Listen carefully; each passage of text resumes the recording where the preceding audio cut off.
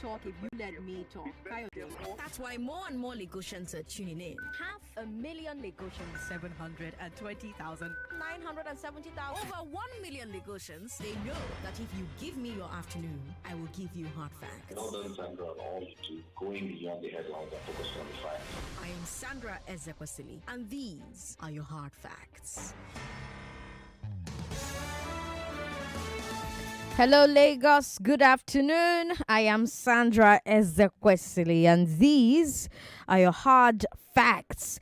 First hard fact of the day: Bola Tinubu has 8 more days to submit his ministerial nominees. It's been 52 days since he was sworn in on May 29th. He has 60 days to submit his list to the Senate according to the Constitution. I'll remind you once again that months before Bola Tinubu was sworn in, Dele Alake said that a month maximum is enough for any serious government to form its cabinet and put a structure of government in place after the swearing in. He's one of Tinubu's advisors. Any serious government. It's now been 1 month and 21 days. 8 days to go. 52 days gone. In 1999, it took President Obasanjo 5 days to nominate his ministers. We had the list by June 4th. That's our second hard fact of the day. In 2003, it took President Obasanjo 25 days to nominate his ministers. We had the list by June 4th. That's our third hard fact of the day. In 2011, it took President Jonathan 30 days to nominate his ministers. We had the list by June 28th. That's our fourth hard fact of the day. Now, I've got a fifth hard fact for you. Discos want to increase tariffs, and NERC is asking for your opinion. You have until Thursday, that's tomorrow, the 20th of July, to let them know whether you think they should give approval for discos to increase your electricity bill. NERC is holding a public hearing on tariffs. If you want your voice to be heard, send an email to tariff@nerc.gov.ng. Tariff is spelled TARIFF at nerc.gov.ng.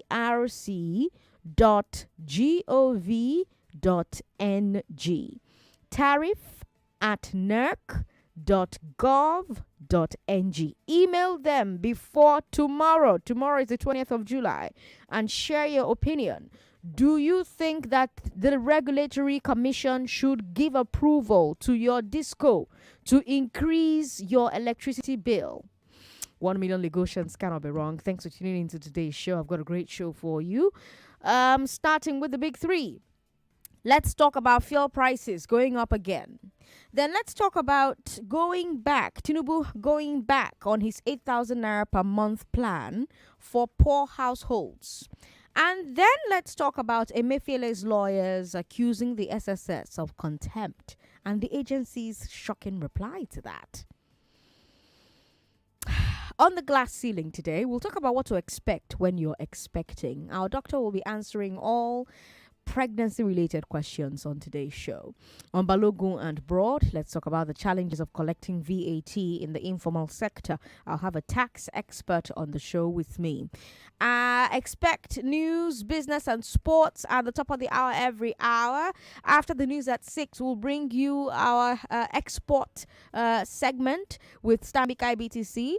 And then from 6:45, it will be time for the step down. Lagos, I'm Sandra Ezekwesili, and you're listening to Hard Facts on 99.3 Nigeria Info.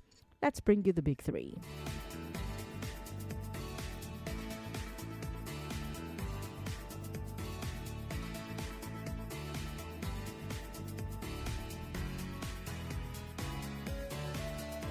This is the Big Three. The big three on Hard Facts On 99.3 Nigeria Info. How much is petrol selling for in your area? People in Kano tell me it's selling for as much as 700 naira a litre. Should the administration have consulted Nigerians before suggesting conditional cash transfers? Is the SSS handling Emefiele's detention and charges properly? Those are your big three, Lagos. Let's talk. Filling stations across the country are raising petrol prices. That's our first story. The NNPC seems to have gotten the ball rolling. Yesterday, they came under fire for raising their own pump price. We heard from NNPC boss Mele Kyari about why they adjusted their own pump price. We also heard from Farouk Ahmed. Farouk Ahmed is the CEO of NMDPRA. They are the regulator in the downstream sector. Both men spoke to the press, and here is what they both had to say. I don't have the details at this moment. We have marketing wing of our company. They adjust prices depending on the market realities. And this is really what it's about. This is the meaning of making sure that the market regulates itself so that prices will go up and sometimes they will come down also. And this is really what we are seeing. In reality, this is how the market works. Talking about market forces, demand and supply, does it mean we don't have enough supply for this? No, there's no supply issue completely. It is not a supply. When you go to the market, you buy the product, you come to the market and sell it at its ongoing, its prevailing market price. Nothing to do with supply. We don't have supply issues. There are a robust supply. We have over 32 days of supply in country. That's not a problem. What assurances are you giving to Nigerians who are in the middle of this? What do you mean? What assurances are you giving to Nigerians, in addressing the situation as it starts? Yes, what I know is that the market forces will regulate the market. Prices will go down sometimes it will go up, but there will be stability of supply, and I'm also assuring Nigerians that this is the best way to go forward so that we can adjust prices when market goes. I don't have the details this moment, but I know that our marketing wing acts just like every other company in this business. I know that a number of companies have imported petroleum products to their PMS. So many of them are online. I'm sure my colleague will confirm this. So market forces have started to play. People have started having confidence in the market, and the private sector people are now importing products. But there's no way they can recover their costs if they cannot take market reflective costs. All right. The GMB just made mention that the market forces are in play. What does this mean for an average Nigerian? Well, as a regulator, I told you back in May that we are not going to be setting price. The market will determine itself. And as you saw back in early June, when prices came out, it was based on the cost of importation plus other logistics of distribution, and of course the profit margin by the importer. This market is deregulated. It's open to all participants. As I mentioned also yesterday when I was in Lagos, we had over 56, or we have 56 marketing companies that applied for and obtained licenses to import. Out of those, 10 of them have indicated to supply within the third quarter, which is July, August, September. And out of those, already we received some cargoes from some of these marketers. Prudent Energy, AOM Shafa, and Emefiele. Emefiele cargo is arriving tomorrow. So this is like just an encouragement to see that the market is liberated and everyone is free to import so long you are working within the framework, especially in terms of quality. But the pricing, as a regulator, we are not going to put a cap on the price because we are not part of those importing. We are not a marketing company, we are just a regulator. So when you say market forces are working, basically what it is that you can see the price of crude going up. A couple of weeks or so ago, the price of crude was hovering around $70 per barrel. Now it's hovering about $80 per barrel. So of course, the crude price also drives the product price.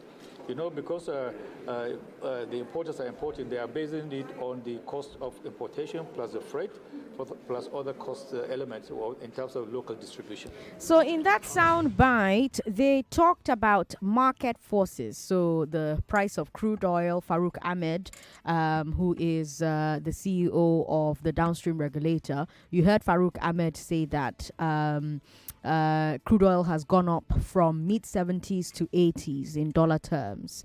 And since refiners need to buy crude oil to produce petrol, cost prices have gone up, so their selling price will go up as well.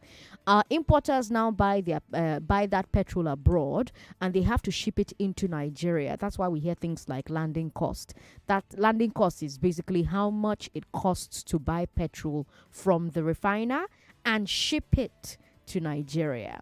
Then after it gets to the port, the distributors need to move it to various depots. So there's a transportation cost as well. Usually that one is affected by the price of diesel. And of course, at each stage, each person is adding their own profit into the price because last, now business them they do. Now, a lot of Nigerians are asking, okay, well, why is NNPC the one announcing a change in pump price? But you just heard from NNPC and IPMAN, NNPC did not price. They're just the market leader. Right now, NNPC is still the majority importer of petrol, so most marketers ultimately get their fuel from NNPC. So once NNPC raises its price, it affects those marketers as well. So they need to raise their prices as well. But beyond all of that, NNPC also has filling stations. And so once the other marketers see their competitor is raising prices, they can either join and raise their own price, or they can keep their price lower and they can compete on price. People will go and buy from them instead of go and buy from NNPC or anybody else who's selling too high. So far, it seems like all the filling stations are not choosing competition. It seems like all of them, NNPC don't raise. Oh, yeah, let's all follow and raise. Now, I said NNPC is the majority importer, but NNPC is not the sole importer, because you heard from Farouk Ahmed of the NMDPRA, and he said that more importers have gotten licenses. They have started bringing product in, small. So maybe we're going to get better prices since we're going to have competition all the way up the value chain, but we're gonna see. But this is essentially an explanation of what's going on right now with the price of fuel. How much do you buy your own fuel for? And what do you think about this new increase?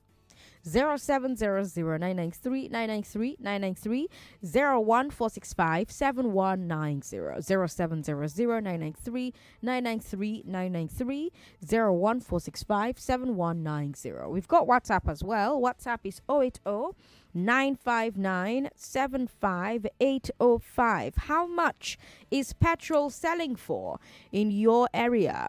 99.3. Hello? How are you? What's your name, sir? My name is... Sorry about that. Give us a call back if you can. 99.3, hello. Hello? Thanks for calling. What's your name? Yeah, I'm Nicholas. Nicholas, welcome. Yeah, I just bought today at Connoy for 570 rather. Oh, fantastic. Corn oil where? Connoy, that's the one at Chisco. Corn oil at Chisco. Yeah. Oh, fantastic. All right. Thank you very much for calling to share with us. 570, he says. Right? He said 570 or 560. 99.3, hello. Hello, Sandra. How are you, sir? I'm fine, and you? I'm very well. What's your name, sir? Austin from Lekki. Austin, talk to me. Sandra, I don't read you. Sandra, nobody saying yeah, you back again, or I don't read you. From 500 to 617. How do we survive this, Sandra? It's a good question. How do a family of 5 and 6 survive this? And the federal government, they are playing on our intelligence, telling us that they're going to share 8,000 naira to 12 million Nigerian families.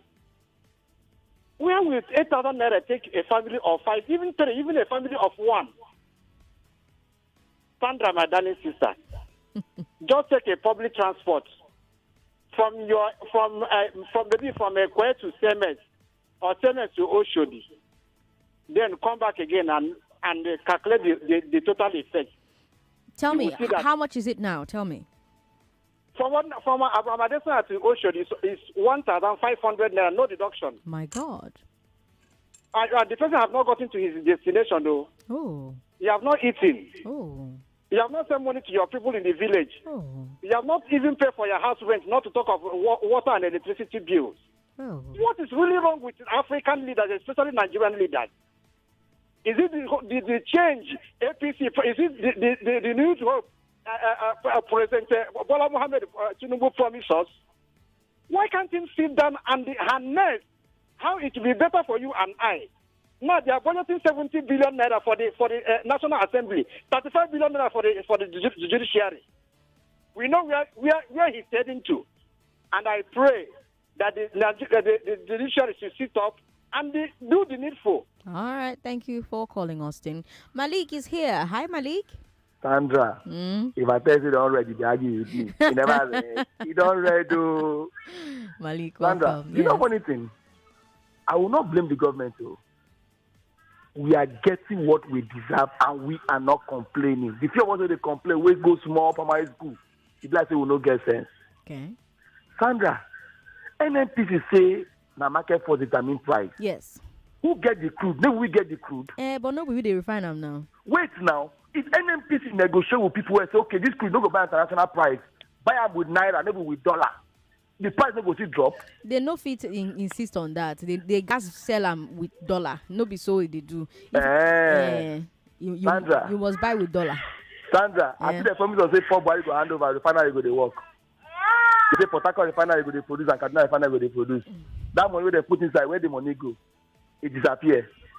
If the government itself no one hold herself accountable for anything, this fuel, I bet you Sandra before December I go enter 1,000. But maybe I remember I say a guy go push goat to reach war, he go turn to dog, he go bite you. He don't let do. Malik, thanks for calling. Olori is here. Olori is in Aja. Welcome, Olori.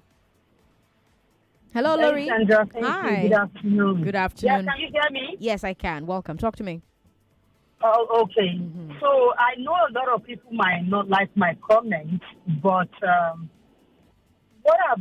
when we want to work on our mental health, let's not take everything to the extreme. Yes, they increase the price. I don't think in their lifestyle. For example, usually I run my gen all through the night because of no, constant power supply. But since the price increase in the pump fuel, in selling fuel, what did I do? Instead of running my gen for 12 to 14 hours, I cut down the number of hours I run my gen, thereby reducing the amount I spend. And then if I have to go out somewhere, I calculate, is it really very important? Can a phone call do what I'm going to do physically? If it can, then I stay back, save some cost on that. If everybody can have that mindset, I'm sure that we will reduce the complaints and instead look for ways that we can better ourselves and our lives. That's just my contribution. All right, Olori, thank you very much for calling. We've got Maxwell here. Hi, Maxwell. Hello, Maxwell. Yeah, Sandra, good afternoon. How are you? I'm very well. How are you? I'm fine today. Please, let me tell you something. These people are playing on our intelligence, an MPC. What happened to the joint venture agreement they have with refineries abroad? What happened to that agreement? Have they discarded that agreement? Let us know. Ask this question. That joint venture agreement has been there with refineries overseas. When Nigerian NNPC will send crude oil to them, they refine, and then, they pay them some small amount of money, and they bring. What do they bring back to Nigeria? PMS, kerosene, and AGO, which is diesel. What of other byproducts? What happened to those ones? Nigerians don't know. They do all kinds of stuff because nobody is asking questions. And they fail to understand that there are some other people who know exactly what transpired over that place. Other byproducts from crude oil, what happened to them? Ask that question. Sandra, you are owing me one answer. I asked you. Yeah, I asked you some time ago. The find out from this man who was in charge of mines and power, who threw into well because they were abusing him. I asked you to find out whether during the Jonathan's time, 600 billion naira was given to them as a buffer to those who were coming into the electricity, privatization that time. Up to this moment, you have not given me that answer. You promised we are going to find out from the man or call him to come and talk to Nigerians then. It's almost 2 years now. I'm just reminding you. Thank you, Maxwell, for reminding me. I appreciate it. I've got Ben in Iba on the line. Ben, welcome. Hello, Sandra. Good afternoon. Good afternoon. Talk to me. All right, Sandra, I'm suspecting NNPC. The corruption there is too much. Okay. There is truth they are not telling us about NNPC. Okay. You see the type of corruption that is there, and Mr. President come and is playing along with them. That is what surprises me. Look at the last 2.5 years ago.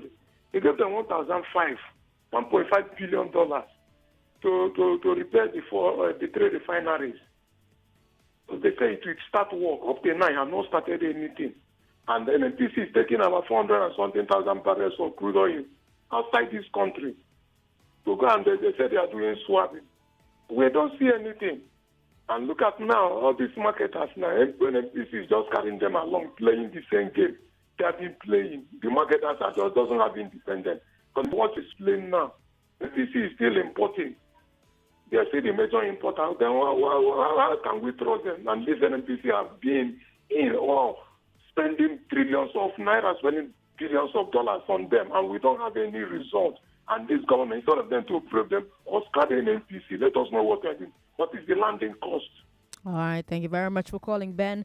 We'll take a break. When we come back from this break, let me talk to you about President Tinubu's administration recanting. Well, not recanting now, just walking back its conditional cash transfer program. That conversation will happen after this break. I am Sandra Ezekwesili. You're listening to Hard Facts on 99.3 Nigeria Info. This is the Big Three. Hard Facts will be right back. Sincerely, I don't want to wait till I graduate from this school before I think of what to do with my life. I am going to seriously work on my music skills. Let me use my talent well, I beg. I would like to be a radio presenter, but I don't know how to go about it. But why is Timmy so quiet today? Sorry, ladies. I'm taking this interesting course on how to become a professional scriptwriter. You too can also learn how to become a radio presenter on Wazobia Academy. Wazobia Academy? Yes, Wazobia Academy provides accessible and affordable online training in filmmaking, music business, fashion, radio hosting, and lots more. You also stand a chance to be selected for internship in leading production companies, radio stations, music, and fashion studios for hands-on experience. It's easy. Simply log on to www.wazobiaacademy.com or call 0908-826-5038 for more details. Wazobia Academy. Learn and lead. Attention, podcast enthusiasts. Brace yourselves for the epic relaunch of the Pulse Podcast Network. Get ready to immerse yourself in a world of exceptional audio and visual experiences as Pulse Podcast Network unveils not one, but two incredible podcasts. Introducing Feminine Expressions. Let's be honest, because you're saying there's noise. When you go to a bar, is it not noisy? I can't go to a bar on the first date. Really? You yes, no, I don't do drinks on the first date too. And that's not all. Prepare for a whole new era of thought-provoking discussions with the relaunch of... Just a few weeks after assuming office as president, President Bola Tinubu wasted no time in changing his service chiefs. And now that has generated some conversations. Some are asking if it was too soon and others wondering whether it was too late. However, let's find out where he ranks in terms of how fast it took past presidents to change their service chiefs. Coming in at number 5 is the late President Umar Musa Yar'Adua, who took over the reins of government from President Olusegun Obasanjo. It took him 14 months and 3 additional weeks to do that. Number 4 is the past president, Goodluck Ebele Jonathan, who assumed office after the unfortunate demise of President Umar Musa Yar'Adua. With President Jonathan, there was a bit of, urgency because it took him just 4 months to change his service chiefs. Number 3 is the immediate past president of Nigeria, Muhammadu Buhari, who came into office with one... The Tinubu administration is walking back its conditional cash. That story. Last week, we've all been talking about this plan. It was meant to be part of the mitigants to cushion the removal of fuel subsidy. The president wanted to use an $800 million World Bank loan to make cash payments to 12 million poor households, 8,000 naira a month, to 12 million households for 6 months. And there was plenty pushback. Plenty. Nigerians on air, on Nigeria Info, on social media, plenty Nigerians pushed back on this plan. And they were pushing back for different reasons. Some faulted the impact that such a scheme would have, or the lack of impact thereof, because 8,000 naira per month, that's like 2,000 naira or less per person in a household. This is not going to cover transportation costs. It's not going to cover the rise in food prices that, by the way, FCCPC is probing. We'll talk about that next week. Then there was also pushback about methodology.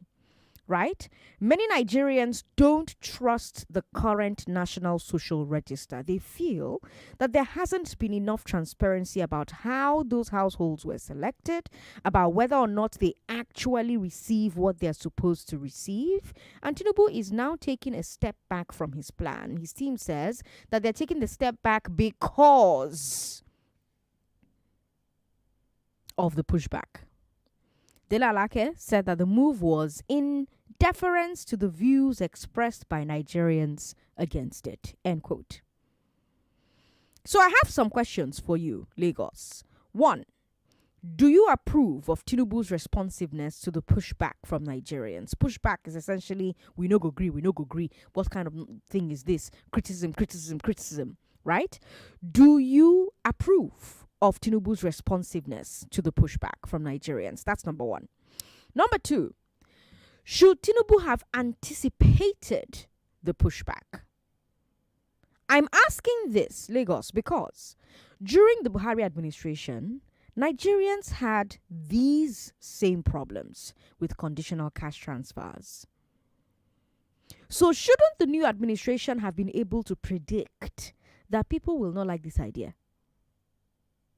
So that's the second question. Number 3, now that the cash transfers are off the table for now, what do you think the administration should do instead?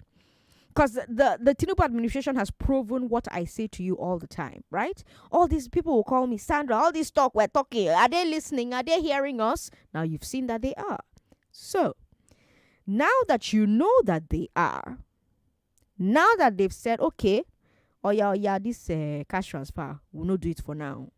What do you think this administration should do instead of 8,000 naira per month for 12 million poor households? What should they do instead? What would work for you? My guy Austin says they're paying 1.5 now from point A to point B, and that's not the last money you will pay while transporting yourself to work. What would a palliative look like for my gentleman friend Austin? What would a palliative look like for you? What do you think a good alternative could be? What do you think the administration should do instead? Instead of 8,000 naira per month to 12 million households for 6 months, what should they do with that $800 million that the World Bank is giving us as a loan? That you are going to have to pay back, oh, by the way. Your taxes will have to pay back that money. 0700-993-993-993 0700-993-993 0700-993-993 01465-7190 01465-7190. We've got WhatsApp. WhatsApp is 080-959-75805. 99.3. Hello. Hello. Thanks. Good afternoon. Good afternoon. What's your name, ma'am? Let them use their money and put inside refinery for us. Okay. So we will stop importing our fuel. But given that we've been putting money year after year inside refinery and refinery has still not worked. No, let them build new one. New one, Yes. Okay. But building new one will take time, which means you're going to keep paying expensively for fuel. Oh, okay. We seem to have lost connection with that caller. 99.3, hello. Hello, Sandra. Thanks for calling, sir. Good afternoon. My name is Tom. Hi, Tom. Welcome. Talk to me. Yeah, I think Tinubu didn't expect the pushback. But Nigerians came out in full force and see it as something that is very, very needful. And there's something you are missing in your lineup there, what you asked. Okay. You know, who were those Nigerians that supported this plan before the pushback? we had a good number of Nigerians that said that this very 8,000 naira given to Nigerians, the 12,000 Nigerians, it was a very good plan. Who were those Nigerians now? Please, can they raise up their hands? You understand? Because now they are very silent now. They are very keeping quiet now. They are very, very quiet. You understand? Okay. But we know some of them. Some of them around me, they have nothing to say now again. Because we knew from the onset that this 8,000 naira stuff was, what do I say? It's a plan that can never go anywhere. It can never work. Right. You understand? Right. So now the solution, a quick solution is to channel that money to transportation, for goodness sake. That is just what Nigerians need. Let the transportation be reduced. Provide means of transportation to Nigerians, and let the transportation be reduced when people can be able to move their goods, move from one place to another easily. It will go a long way. Okay. You get it? Okay. That is it. Thank you. Thank you very much for calling. Chineye is in Surulere. Chineye is not on the phone anymore. 99.3, hello. Hello. Thanks for calling. This is Chineye. Chineye, welcome. All right, welcome. Thank you, Sandra. Good afternoon. So I think this last caller have already said what is in my mind. Okay. If they can be able to, but to start with, I thank Nigerians for crying out loud. If we use one mind and one voice to cry, I don't think that this administration or this government will be doing what they are doing. I thank God that all of us will use one voice and shout, and they already hear it, and they want to rethink. Now, the solution is that if they can be able to put this money in transportation, at least free bus, let's say free bus from some local government or from some constituency, it will cushion some effects. It will cushion the effect of this subsidy. Some people will enter the private, the free buses. It will help. It will go a long way. That's my contribution. All right. Thank you very much for calling and contributing. We've got Azu Frank, who has joined us from Indonesia. Azu Frank, talk to us. Good afternoon, Sandra. Good afternoon. Everybody calls to complain about their ordeal and lament and rant on how they are going through tough times. How are you going? How are you feeling? Who will they cry to? My therapist. I get therapists. They cry to my therapist. Okay, I beg you need to see more because they get double dose of wahala. If they go through your own wahala, they see a lament on top of your head. And who Sandra go cry to? Make them calm down. I get therapists. Sandra, I want to speak on the second topic. Yes, please. So the Mr. President is recounting on his first major policy as a president. This is the first move he made, the first thing he did as a president. He's recounting on it. Sandra, look, let's stop glamorizing it with nice words. What do I see here? Inconsistency. I see a man that was not prepared for the job. I see incompetence. Is it a man that was not prepared for the job or a man that listens to the people? No, on your first day at work, your first day in office, you mess up. You're not prepared now. You don't know what is there. Yes, nobody is fully prepared for that job, but you are totally unprepared. Inconsistency. Look, this is not time for campaign. This is not time. Look, now all of us dismiss him. And now he's pushing back and he's saying, oh, like you just said now, listening to the people. What is it the dog that wags the tail or the tail wags the dog? You are supposed to be a leader. It's not like you would push back. Look, you asked the audience what we should do. He has the best of information at his disposal. He can look into it. Why are we having these issues, Sandra? What I see here is someone that is not in touch with the people. If you're in touch with the people, you will know what they need. They will not be pushing back. That is just what is happening here. Get in touch with the people. You will know what they actually need. And stop asking us. That is you said you did not beg, you begged for the job, Abby. Know how we feel, then do exactly. I cannot come and say, oh, fix refinery, do something. No. But leadership and governance is a two-way street, right? So you do something you think it's going to be the best for the people. The people say, you don't match me. What's be this? They crazy. What did they worry you? You say, okay. Sorry. I no go do them again. Isn't that the kind of leadership that we want as a people? The what way do he ask us before he match us? The something do he ask us how far before he match us? That's what we're saying. These guys are not in touch with reality of how the people are. Sandra, when I heard 8,000 naira, I said, what will be this one now? In fact, for a whole week, I cannot listen to radio again. 8,000 naira. Sandra, another person calling. All right. Thank you very much, Frank, for calling. We've got TA here. TA, unmute yourself. Let's hear what you think. Hello, TA. Hello, Sandra. Yes, talk How to are me. you? I'm very well. Yeah, I've been listening to Nigerians talking, but if we take a look at it, actually, I think Nigerians were not really prepared for this price deregulation, and I partially blame the government for that, because where we are here, our own fuel cost is 1,500 and something per liter, and so really the price is not that much. It's just that because Nigeria is a poor country, that's why it's like that. Okay.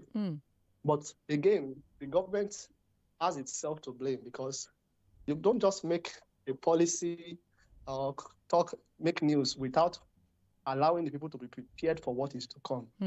All right. And that's what Frank was talking about, the mistake he made. Just saying that subsidy is gone and then later recanting what you said. So I think that they should do better in trying to prepare the country for what is to come. And then secondly, I think NNPC is scamming Nigeria. NNPC, they are scamming Nigerians. I'll take an example from here. In this place, every day, the price of petrol changes every day, not just a time and then you wait for another 1 month. It changes every day. For example, I can buy PMS here, €1 today. Tomorrow it might be 1.5 euros. The next day it may be 0.9. That is real deregulation. That's right. Not the one that they will just set a price today and then they will wait for another month and then set the price. It's not done that way.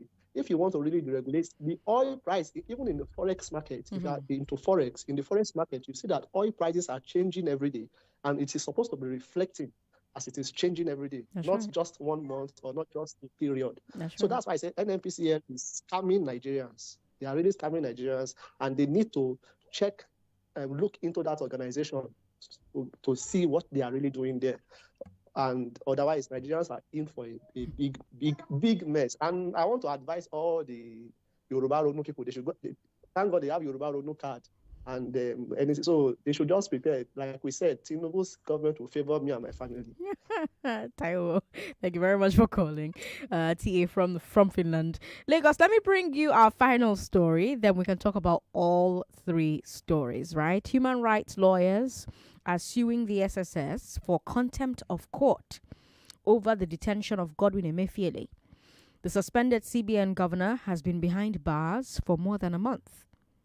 According to the lawsuit, there have been multiple court orders demanding his release from SSS custody, but the SSS has allegedly refused to obey them. That's why these lawyers are calling for the arrest of the SSS DG. The lead lawyers are Maxwell Okpara and Abdulaziz Tijani.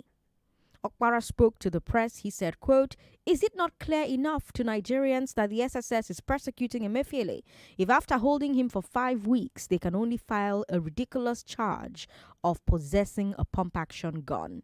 If possessing a validly registered pump-action gun is a crime worthy of being held in perpetuity, what has the SSS done to the person threatening Nigerians from a particular section of the country with an assault rifle? This clearly shows that the travails of Emefiele are more for political reasons than for any other. Assuming there was no valid court order, since the SSS has been unable to find any evidence against Emefiele, he was entitled to his release. And how much more now that there are 3 different court orders and they've ordered his release, the SSS is still holding him in unlawful detention and violating all his rights. Hence the reason why we will ensure Yusuf Magaji Bichi ends up being committed to prison." End quote. So that's what Emefiele's lawyers had to say. Now, the SSS has responded. They responded through Twitter. The agency tweeted, quote, "Charge and bail over zealous, uninformed IPOB ESN lawyer Maxwell Okpara mobilizes other like-minded lawyers against DGSS. Futile efforts. Well, Nigerians, beware. This is in bad faith. Transferred aggression, a Biafran Republic agitator, an outlawed IPOB council defending the suspended CBN governor. Is IPOP defending one of theirs? What a contradiction. What's the connection? Is someone telling us something? May Maxwell be properly educated on points of law, please. End quote. I just read verbatim what the Department of State Security tweeted on their Twitter. That's their response on the record from the nation's internal intelligence agency. What do you think about that? What do you think about the assertion from the lawyers that the SSS should have had more substantial charges against Emefiele for all the time that they've kept him behind bars? 5 weeks. 0700-993-993-993 01465-7190. WhatsApp is 080-959-75805. 99.3, hello. Hello, good afternoon. Good afternoon. It's Welcome, Ikechukwu. Yeah, why, Mama? Ikechukwu, your connection is not very clear. You're going to have to give us a call back, okay? 99.3? Good afternoon, Lady Sandra. Good afternoon. What's your name, sir? My name is Prince Y. Calling you from Amuad office. Welcome, Prince YS. Talk to me. Thank you, my dear. You see, Emefiele, the man go to court. You have every right to go to court. But for me, I don't pity Emefiele. I don't pity. Majority of Nigeria don't pity that man. The state of Nigeria, he is staff with of Nigeria. Some people die because of that policy that he introduced with Buhari. So for me, let they're charging to court now. Let him go and secure bail. But how many But that's courts? the thing. A court has ordered for his release multiple times, and SSS has refused to release him. One court, see, Three courts have said release him. How many courts now? Three courts. I know Three. it's three. The three of them speak to one voice. They should not release him without taking to court. Three of them have ordered for him to be released. SSS has not released him. Take him out to the court. Let the court that they charged him to let him bail him. That's what I'm telling you, Prince YS. The court that they charged him to said, "Oh yeah, release him," and they've refused. Without condition. They've released him, and the SSS has said, "No, we're not releasing him." They will release her. But he must pay the court to not be saying this and go back to he has to pay a lot of Nigeria. They can't we can't let him go. If they release him, every time I can charge him to court. Okay. That's that one. Finally, for the subsidy this thing. I tell Mr. Brown for change his mind. We don't want that 8,000 naira. We don't want. Channel this money to transportation. Buy a lot of buses. Write on it. Palliative buses and let people enter. Not free. It can be subsidized. If the public is charging 500 naira, they can be charging 200 naira. Every day can hardly we Nigeria we enter that buses. And finally, why can't they allow our food to come in for just 6 months? Because you give us palliative 6 months. Give Nigeria 6 months to bring foreign food down to Nigeria. All right, thanks for calling. Nello is here. Hi, Nello. Hello, Sandra. How Hi. are you doing? I'm okay. Welcome. Okay, for me, Emefiele is not my problem, really. Because for me, the decisions he made when he was in position, it really affected me personally. If the court rules that they should release him, fine. If the DSS says no, that's their problem. They've had the best of life, these people in Nigeria, honestly. They don't care about us who are the regular, everyday people. Honestly, I don't care about them either. For me, the most important part is that subsidy. Okay. They should not use that money and pay people 8,000 naira. It doesn't relieve poverty for people. As far as I'm concerned, Nigeria is an import-dependent economy. Things like, when I'm talking now, I'm talking from where we can start from to reduce the inflation in the environment, like reducing the forex rates in which they used to charge for importation, for duty, because it's not a factor that we must use the present forex exchange rate to charge the duty rates. If you come to the ports right now, you see so many abandoned cargoes.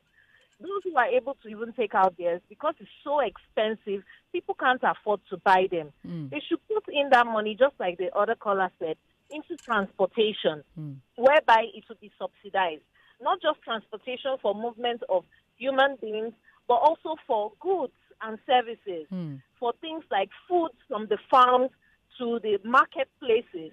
Ensure that all these uniform people are not on the road extorting people even further, and make sure that those trucks that are moving food maybe from Edo, from Benue, from the north and different places, that those food come in subsidized. Because what do everyday people need? What they need is food, clothing, and shelter. And I stand to be corrected when people say that Nigeria is a poor country. Nigeria is not a poor country, because the reflection of our leaders don't show poverty. If you meet a family that is poor, you would see it from their outlook, where they live, the kind of cars if at all they have cars. For our leaders, they live the best of lives, and they don't care about the rest of us who are the citizens here. It just means that the leaders are wasteful. It doesn't mean that we have money, because if you think of other African countries that are poor, their leaders are also living very lavishly, and so citizens are often complaining, how are the rest of us suffering and you guys are living lavishly? So yes, I totally understand you, yeah. But the truth about it, I'm not looking at others. I'm looking at myself. Us specifically. If somebody is saying that I am poor, then I must be a reflection of poverty. These people have monies, whether it's borrowed monies, whether it's monies made from the environment, but these monies should be put into judicial use. They should consider everyday Nigerians. They should consider the rest of us who are in this country. They cannot be releasing different things to us, like a Pandora box, releasing it. You remove fuel subsidy, bam. Next minute, you float the currency, bam. You do this all at the same time, and then people cannot even plan. People can't make plans of what business they are supposed to do. So many businesses are closing down. They should listen and try to find ways, very meaningful ways of solving this problem, like how they said, transportation of goods and services and human beings from one point to another is what will drive commerce. All right, Nelo, thanks for calling. We bring it all on the table, as plain as it can be. The conversations you want to get involved with. And the ones you shouldn't. No holds barred. Only on your number one station for talk. 99.3 Nigeria Info. Let's talk. Sorry about that interruption there. We've got messages on Facebook. Igoni Philip says people are advising our leaders in every sector of the economy. People who are advising our leaders in every sector of the economy don't tell the truth, and our leaders are very far from the people and reality. Are they far from the people because they just walked back this 8,000 naira per month policy? Idris Alade says, Sandra, let the government use the money to buy buses and distribute it nationwide. Let it be free for all school students and the elderly. Ebi Amber says, the last time APC gave money to poor Nigerians, Nigeria became the poverty capital of the world few months after, and over 130 million Nigerians became listed as multidimensionally impoverished. Talking about lessons not learned if APC continues with this folly. All right, thank you very much for your message, Mr. Amber. Mr. Amber has a few other messages that he sent as well, so let me take that. He says, we eat all we have today and pray we don't die tomorrow. Those of us who are not of that mindset strongly believed in a man that advocated a paradigm shift from consumption to production. But what do we have today? Give economically disadvantaged Nigerian households 8,000 naira a month for 6 months and abandon them afterwards. I don't know what the presidential review will be like. What I know is this: anything that is not empowering, anything that is not sustainable is a waste of time, and to be honest, an insult. Ebiambo, thanks for your message. On WhatsApp, this one is from Baba in Abuja. No, actually, Baba Abuja from Lekki. Baba Abuja says, please, can't we fix our own refinery? Must we take our crude abroad before it can be refined? Now, wow. Well, we can fix our own refineries. We just haven't. Year after year after year, we've spent trillions on the refineries and they just won't work. We'll take a break. We'll be right back. My children are athletes. From the moment they wake up, they keep playing and learning. So when I pack the new Milo NS snacks into their lunchbox, I'm giving them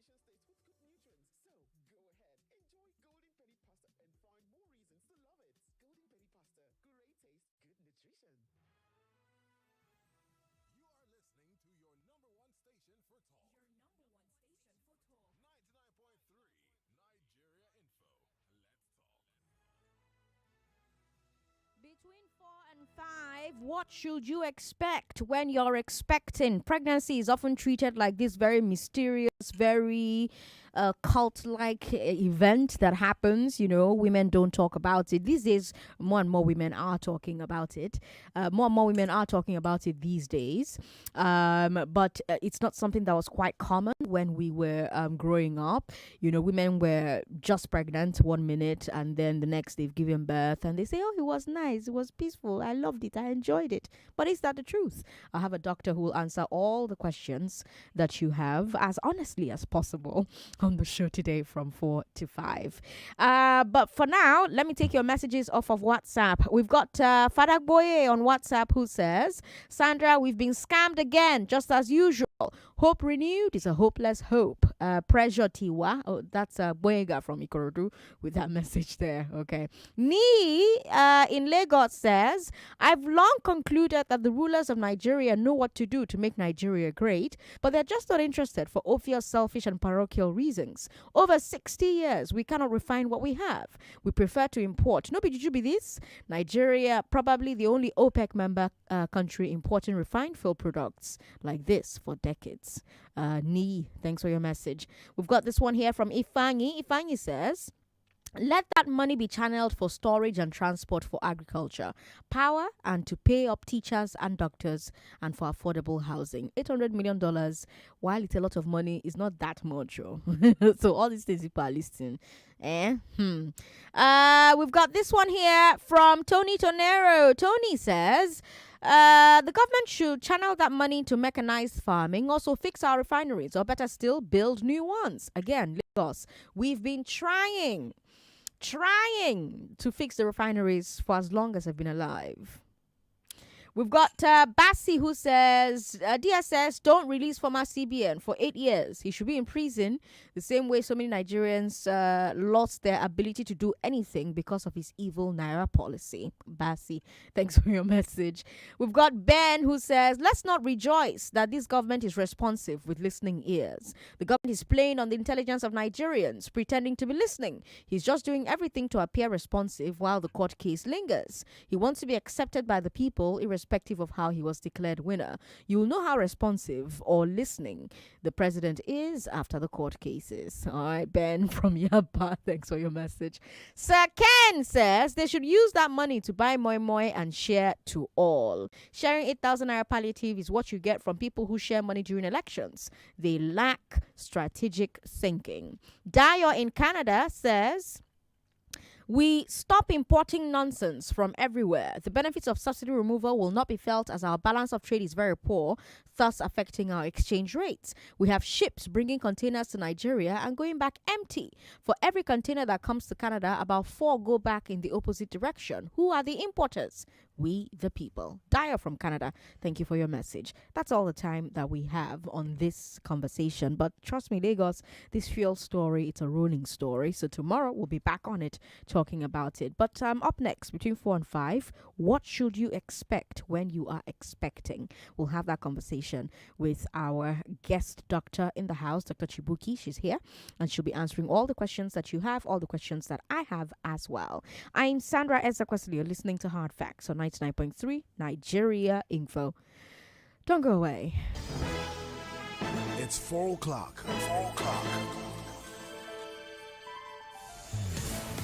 And now the business news. The Federation Account Allocation Committee is meeting. And I want to assume that you would run because I want to give the listeners context for the conversation. In 2019, you were running mate to Atiku Abubakar. What did you learn then that you will not repeat this time? Yes, when is the president coming out to address us? There's a few things. One, I have a burden and a passion for young people. The fact that you have elected a man does not mean then you begin to order him around. The president will do whatever is good for the country at any given time. Mr. Adeshino, isn't the president responsible to the people? What should the next president do to root out stakeholders who are complicit? You fire those. Those that need to be fired are fired. It's looking like a brand new Chelsea, attacking with so much fluidity. And what can you say about that, Martin? I know you follow Chelsea quite closely. I live close to the Chelsea training ground. That's what you mean by that. I'm not a Chelsea